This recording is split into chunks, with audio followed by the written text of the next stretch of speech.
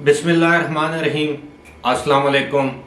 अबरार रशीद आपकी खिदमत में हाजिर। सानिया पेशावर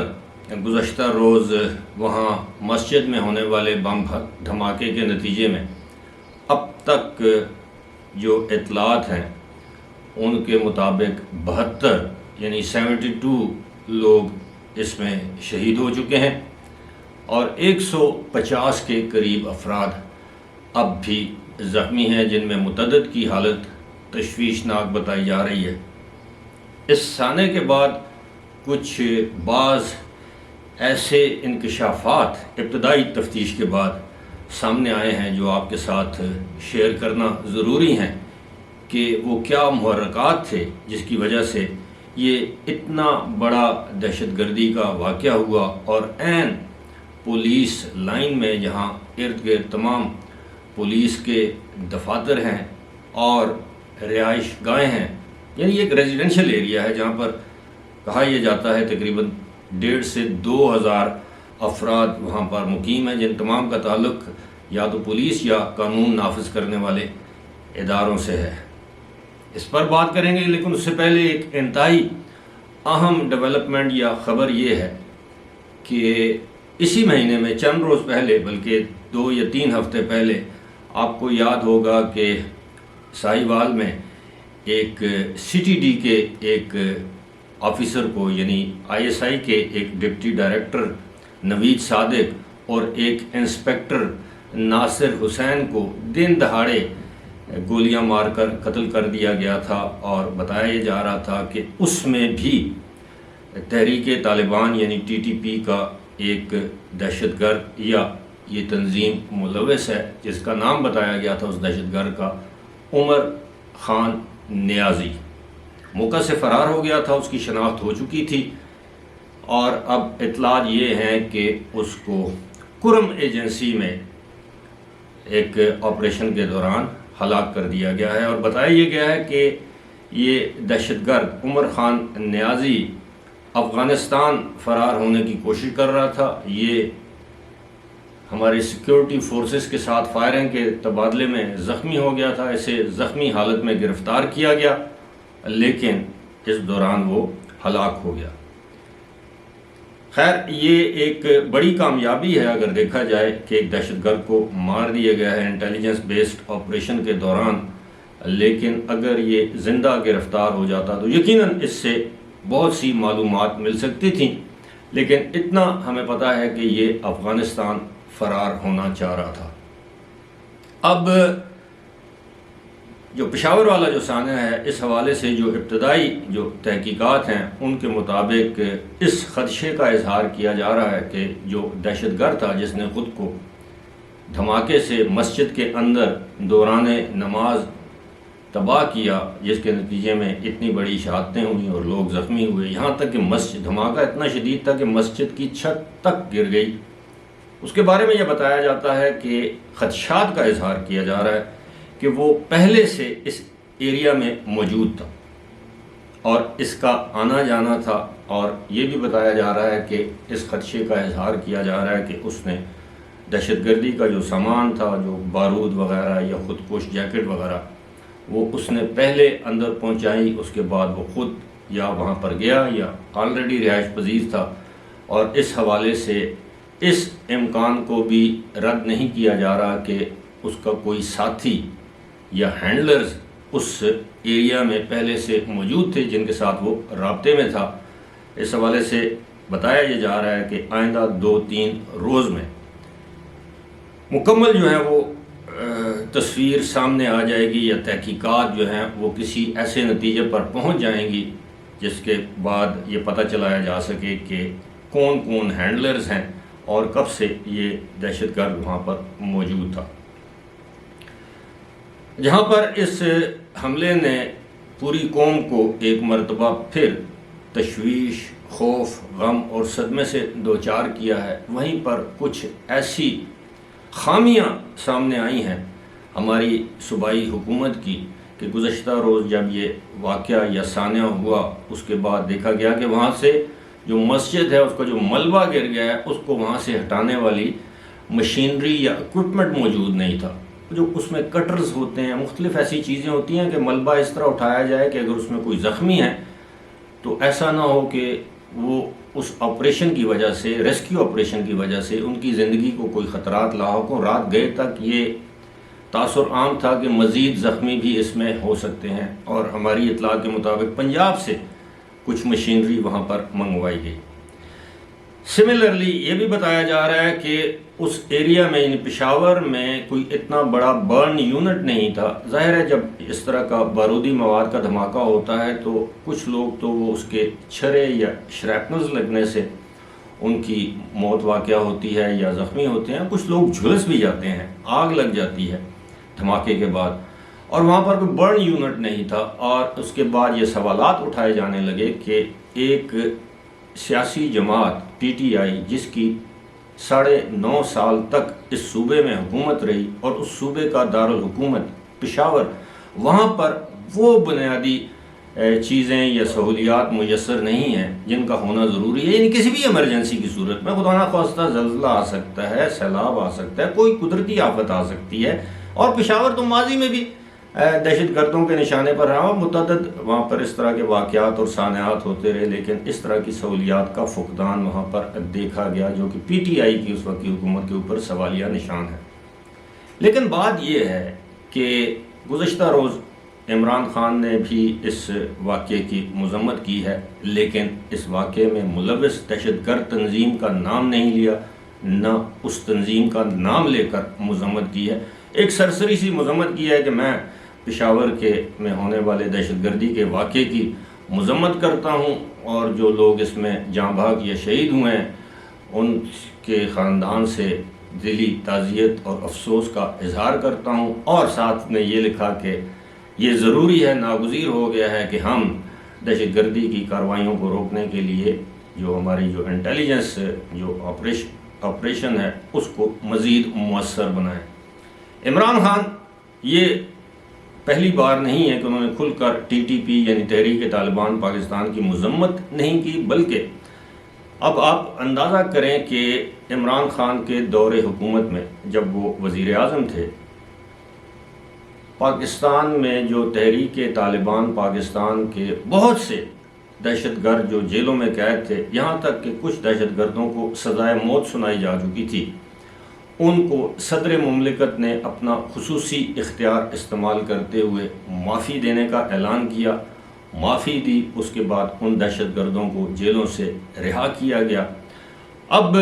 سیاسی حکومت، کوئی بھی سیاسی حکومت ہو، اس کو مورد الزام ٹھہرانا بڑا آسان کام ہوتا ہے، لیکن 2 افراد کا نام نہیں لیا جا رہا، ایک سابق army chief general Qamar Javed Bajwa اور دوسرا سابق D G I S I سابق corps commander Peshawar lieutenant general retired Faiz Hamid. Pakistan میں دہشت گردی کے حوالے سے کوئی بھی پالیسی ہو، چاہے وہ دہشت گردوں سے مذاکرات کی پالیسی ہو، ان کے خلاف آپریشن کرنے کی پالیسی ہو،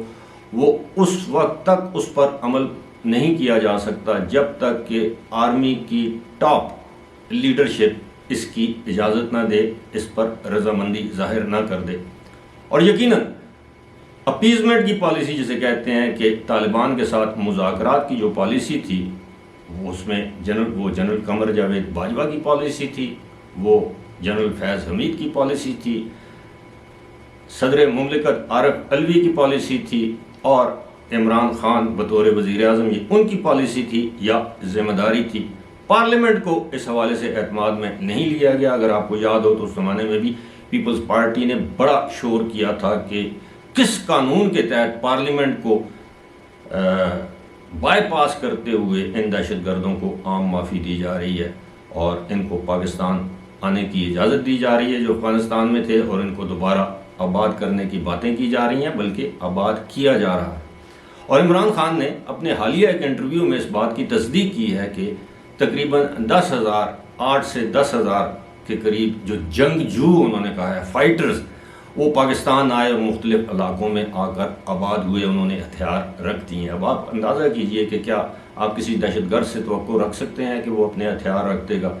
جنہوں نے ببانگ دول یہ کہہ رکھا ہے کہ وہ پاکستان کے آئین پہ یقین نہیں رکھتے، پاکستان کی ریاست پر یقین نہیں رکھتے، ان کا ایک اپنی سوچ ہے، اپنی فکر ہے۔ تو معاملہ یہ ہے کہ پارلیمنٹ کو نہیں پوچھا گیا۔ اب یہ بڑا آسان ہے کہ عمران خان کے اوپر ہم تنقید کر دیں، عارف علوی کے اوپر تنقید کر دیں، لیکن جس ادارے نے ان علاقوں میں آپریشن شروع کیے تھے، آپریشن ضرب عضب کہہ دیں، رد الفساد کہہ دیں، آپریشن نجات کہہ لیں، مختلف آپریشن ان علاقوں میں شروع کیے گئے۔ ان آپریشنز کے دوران ہماری افواج پاکستان، خاص طور پر پاک فوج کے سینکڑوں نہیں ہزاروں جوان اور افسران شہید ہوئے۔ ہمارے ہزاروں کی تعداد میں دیگر سیکیورٹی اہلکار، جن میں پولیس اہلکار سر فہرست ہیں، وہ شہید ہوئے۔ کل ملا کے 80,000 کے قریب جو ہیں وہ پاکستانی شہری اس دہشت گردی کی اس جنگ میں شہید ہوئے۔ کہا یہ جا رہا ہے کہ 120 سے 126 ارب ڈالر کا نقصان اٹھایا پاکستان نے، اور بالآخر ان سے مذاکرات کی پالیسی اپنائی گئی، کمزوری ظاہر کی گئی، اور جس دوران حکومت ان سے مذاکرات کر رہی تھی، ان کی آباد کاری کی باتیں کر رہی تھی، ان کو سہولت فراہم کر رہی تھی، حکومت سے مراد ماضی کی حکومت، خیبر پختونخوا کی حکومت، اور اس دوران وہ اپنے آپ کو تحریک طالبان پاکستان میں دوبارہ مضبوط اور منظم کرنے میں مصروف تھی۔ تحریک طالبان کے ساتھ جب مذاکرات ہوئے، ان کا ایک مطالبہ، بڑے مطالبوں میں سے ایک مطالبہ یہ بھی تھا کہ سابق قبائلی علاقے جن کو اب خیبر پختونخوا میں ضم کیا گیا ہے، ان کی سابقہ حیثیت کو بحال کیا جائے۔ اس کا ان سے وعدہ کیا گیا، حالانکہ ایسا کرنا ممکن نہیں ہے جب تک کہ آئین میں ترمیم نہ کی جائے، کیونکہ آئین میں ہی ترمیم کے بعد ان قبائلی علاقوں کو خیبر پختونخوا کا حصہ بنایا گیا ہے۔ اس کے علاوہ ہم سب جانتے ہیں کہ جنرل فیض حمید جب وہ کور کمانڈر پشاور تھے، کس طرح انہوں نے مذاکراتی عمل شروع کیا۔ اس وقت کی سابق حکومت کے جو ترجمان تھے، بیرسٹر سیف، جو بیرسٹر محمد علی سیف، اور یہ لوگ ان کے ساتھ مذاکرات کر رہے تھے، یعنی طالبان کے ساتھ۔ ہمیں یہ بھی معلوم ہے کہ اس وقت کے وزیر اعلیٰ سمیت تمام متعدد وزراء جو ہیں وہ طالبان کو بھتہ دیتے رہے۔ اب اطلاعات یہ بھی ہیں کہ ہمارے صوبے میں جو ٹھیکے دیے جاتے تھے، جب یہ ٹینڈرنگ ہوتی تھی، ان ٹھیکوں میں بھی طالبان کا ایک مخصوص حصہ مقرر کیا جاتا تھا، اس کے بغیر وہ ٹھیکے نہیں دیے جا سکتے تھے۔ یہاں تک کہ سابق وزیر اعلیٰ محمود خان کے اہل خانہ کئی مہینوں تک وہ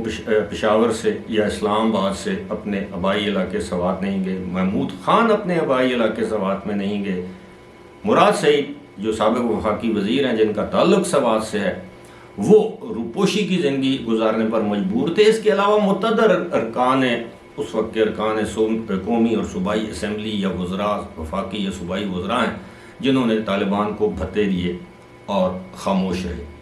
اب جب کہ ان کی حکومت چلی گئی ہے، اب وہ موجودہ حکومت کو، مرکزی حکومت کو اور موجودہ نگراں حکومت کو اس کا ذمہ دار ٹھہرا رہے ہیں۔ یہ بلیم گیم سے معاملہ حل نہیں ہوتا جب تک اس پورے معاملے پر ایک مؤثر قومی پالیسی اپنائی نہیں جاتی، اس وقت تک ہم اس افرید سے نہیں نمٹ سکتے۔ اس میں تمام ملک کی تمام سیاسی جماعتوں، تمام طبقہ فکر، اس میں چاہے ہماری سول اور ملٹری بیوروکریسی ہے، ہماری اعلیٰ اور نچلے درجے کی عدلیہ ہے، وکلاء ہیں، ہماری انٹیلیجنسیا ہے، جرنلسٹ ہیں، یعنی ہر طبقہ فکر کے لوگوں کو اس ایک قومی